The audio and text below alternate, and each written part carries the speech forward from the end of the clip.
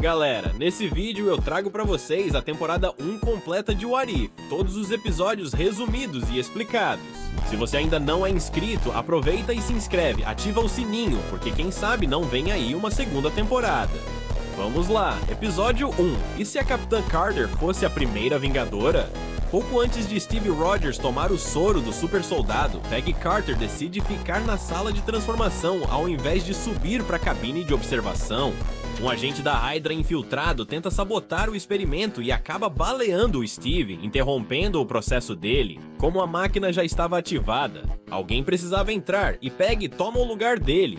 Se tornando a Capitã Carter, ela vira soldado de elite, recupera o Tesseract na Noruega, captura o cientista Arnim Zola e resgata Buck antes que ele passe pelos experimentos que o transformariam no Soldado Invernal. E Steve, agora usando uma armadura criada por Howard Stark, se torna o Esmagador Hydra e os dois lutam lado a lado, numa missão de trem. A Hydra arma uma cilada para capturar o Esmagador Hydra, o trem explode e Steve cai num penhasco. Revoltada, Peggy vai atrás do Caveira Vermelha, que está abrindo um portal para trazer um campeão. Do portal saem tentáculos gigantes que matam o Caveira Vermelha. Steve chega a tempo de ajudar Peggy, mas os dois não conseguem deter a criatura, e ela se sacrifica empurrando os tentáculos de volta pro portal, sendo jogada 70 anos no futuro, direto para 2012, episódio 2. E se T'Challa fosse o Senhor das Estrelas? Ao invés de Yondu sequestrar Peter Quill pessoalmente, ele manda capangas que erram o alvo e sequestram T'Challa em Wakanda. Com isso, Quill nunca vira o Senhor das Estrelas. Os Guardiões da Galáxia nunca se formam. E é T'Challa quem cresce entre os saqueadores. A grande virada. T'Challa convence Thanos a desistir de eliminar metade do universo, e os dois viram aliados. Sem o plano do Thanos, o colecionador assume o posto de chefe do submundo intergaláctico. Nebulosa recruta T'Challa e os saqueadores para roubar um artefato chamado Fagulhas da Gênese das mãos do colecionador. Durante o golpe, T'Challa vê no acervo do vilão o escudo do Capitão América e o martelo de Thor, sinal de que os Vingadores foram derrotados nessa realidade. No fim, com a ajuda de Yondu e Nebulosa, eles derrotam o colecionador, e T'Challa leva Thanos e os saqueadores para conhecer Wakanda. Um gancho final mostra Ego visitando Peter Quill na Terra, episódio 3. E se a Terra perdesse seus heróis mais poderosos? A história se passa numa única semana, cruzando os eventos de Homem de Ferro 2. Thor e Incrível Hulk, Fury e Natasha aplicam em Tony Stark o antídoto que deveria salvá-lo do envenenamento pelo reator Ark, mas dessa vez ele morre. Natasha é presa, escapa e começa a investigar um traidor dentro da SHI Eld, no Novo México. O Gavião Arqueiro atira sem querer e mata Thor enquanto ele tenta recuperar o Mjolnir. Preso, ele acaba morto na cela, sem sinal de violência. Natasha descobre que os assassinatos estão ligados ao Projeto Vingadores e que o próximo alvo é Bruce Banner. Durante um ataque da SHI-LD, o Hulk é baleado e explode, matando Banner. Loki invade a base atrás de vingança pela morte do irmão, e Fury negocia um prazo para entregar o assassino. Natasha descobre a verdade nos arquivos, mas é morta antes de contar tudo. Só dá tempo de deixar uma mensagem de voz. O culpado é Hank Pym, o primeiro Homem-Formiga que perdeu a esposa e a filha, Hope, em missões da SHI-ELD e queria vingança. Só que quem enfrenta Hank não é o Fury de verdade, e sim Loki disfarçado, que o derrota com facilidade e assume o controle pacífico da Terra. No fim, restam apenas dois heróis, o Capitão América ainda congelado e a Capitã Marvel, que estava no espaço, episódio 4. E se o Doutor Estranho perdesse o coração ao invés das mãos? No acidente que mudaria sua vida, Stephen Strange não está sozinho. Christine Palmer está com ele e é ela quem morre. Destruído, ele segue o mesmo caminho até virar o Mago Supremo, mas 2 anos depois usa o olho de Agamotto para voltar no tempo e tentar salvar Christine. Não importa o que ele mude, a morte dela é inevitável, porque é justamente essa perda que o transforma no Mago Supremo. Algo confirmado pela própria anciã, ele se recusa a aceitar isso. E num confronto com ela, acaba tendo o olho atingido por uma magia que o divide em 2 realidades. Um estranho que supera o luto. E um estranho maligno que passa séculos absorvendo criaturas interdimensionais para ganhar poder suficiente para romper as leis do tempo. O estranho maligno acaba absorvendo até o estranho do bem e consegue salvar Christine, mas o preço é o colapso total do universo.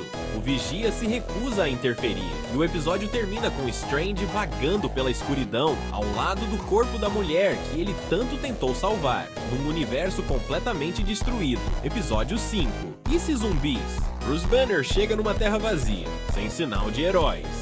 Descobrimos que 2 semanas antes, Hank Pym entrou no reino quântico para resgatar a esposa, Janet, que voltou infectada por um vírus que a transformou em zumbi, espalhando a infecção pelo mundo.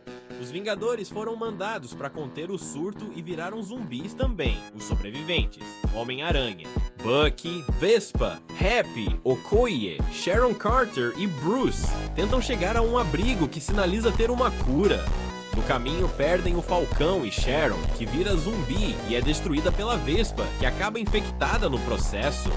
Chegando ao abrigo, descobrem que é o Visão quem está tentando curar Wanda usando a joia da mente, alimentando-a com sobreviventes para mantê-la sob controle. Wanda escapa, mata vários deles e o Visão, tomado de remorso, arranca a joia da própria testa e morre. Homem-Aranha, T'Challa e Scott fogem com a joia rumo a Wakanda, achando ser o lugar mais seguro, só para descobrir no fim que Wakanda já foi invadida por um Thanos zumbi com 5 joias do infinito em mãos. Episódio 6. E se Killmonger salvasse Tony Stark? No Afeganistão, Killmonger salva Tony Stark do ataque que originalmente o levaria a se tornar o Homem de Ferro. Sem essa origem, Tony nunca cria a armadura e Killmonger, se passando por Eric Stevens, um ex-fuzileiro, vira chefe de segurança das indústrias Stark, expondo publicamente o vilão Obadiah Stane, ganhando a confiança de Tony. Eric o convence a desenvolver um drone de combate movido a Vibranium. Para conseguir o material, eles recorrem ao contrabandista Ulysses Klaue. Numa negociação que vira emboscada, Killmonger mata o Pantera Negra e o Coronel Rhodes, revelando que ele e Klaue estavam agindo juntos o tempo todo, de volta à Torre Stark. Killmonger mata Tony com uma lança de Vibranium. O General Ross declara guerra a Wakanda, e as indústrias Stark passam ao controle do governo para produzir os drones. Killmonger então trai Klaue, entrega o corpo dele como prova de lealdade a Wakanda, se revela como Eric Nijadaka, filho do príncipe N'Jobu, e ajuda a repelir o ataque dos robôs, sendo aclamado como herói e nomeado o novo Pantera Negra. No fim, Pepper e Shuri descobrem provas de que ele matou tanto T'Challa quanto Tony, e decidem expor a verdade. Episódio 7. E se Thor fosse filho único? Nessa realidade, Odin nunca adota o bebê Loki, ele o devolve ao pai biológico, Laufey. Sem um irmão para aprender lições importantes, Thor cresce mimado, badalador e vira mais um príncipe festeiro sem propósito nenhum. Sem os eventos que o levariam à Terra em busca do Mjolnir, os Vingadores nunca se formam da mesma forma. Thor decide festejar em Las Vegas com um grupo improvável de amigos: Lady Sif, Howard o Pato, Grão-Mestre, Nebulosa, Valkyria, Drax e outros. Durante a farra, ele conhece Jane Foster e no meio da confusão, o Nick Fury acaba atropelado e vai parar inconsciente. A S. Arca-Yeld aciona a Capitã Marvel, que entra em confronto direto com Thor numa batalha que atravessa países inteiros. Jane percebe que, se existe um Thor, deve existir um Heimdall também, e consegue chamar a atenção dele para ser levada a Asgard. No fim, a mãe de Thor, Frigga, vem até a Terra cobrar satisfações. E tudo parece se resolver com Thor e Jane marcando um encontro, até que um portal se abre no deserto e libera um exército de Ultrons, liderado por um Ultron fundido ao corpo do Visão com as 6 joias do infinito. Episódio 8. E se o Ultron tivesse vencido? Nessa realidade, Ultron consegue o corpo perfeito que os Vingadores originalmente roubariam para criar o Visão, e com ele, extermina praticamente toda a equipe, poupando só Natasha e Clint, que estavam fora durante o ataque. Ultron destrói a Terra com bombas nucleares e, quando Thanos chega atrás da última joia do infinito, ele o mata e rouba as 6 joias. partindo para destruir planetas inteiros pela galáxia, o Vigia percebe que Ultron sente a presença dele e passa a temer que essa ameaça ultrapasse os limites do próprio universo. Enquanto isso, Natasha e Clint tentam encontrar uma forma de deter Ultron usando arquivos antigos da Hydra e descobrem a inteligência artificial de Arnim Zola, que pode ser usada como arma contra ele. Cercados pelo exército de robôs, Clint se sacrifica para garantir a fuga de Natasha com Zola. O Vigia enfrenta Ultron diretamente numa batalha que atravessa universos inteiros, mas acaba derrotado. Com o pouco de força que resta, ele se teletransporta para fugir, indo parar justamente no universo destruído do Doutor Estranho do episódio 4, onde decide enfim quebrar seu juramento de nunca interferir, episódio 9. E se o Vigia quebrasse seu juramento? O Vigia reúne os heróis de universos alternativos que conhecemos ao longo da temporada. Capitã Carter, T'Challa como Senhor das Estrelas, Killmonger, Thor e Gamora com a armadura de Thanos. Juntos, formam os Guardiões do Multiverso e recebem a missão de deter o Ultron antes que ele destrua todos os multiversos, usando um dispositivo chamado Triturador do Infinito para destruir as joias.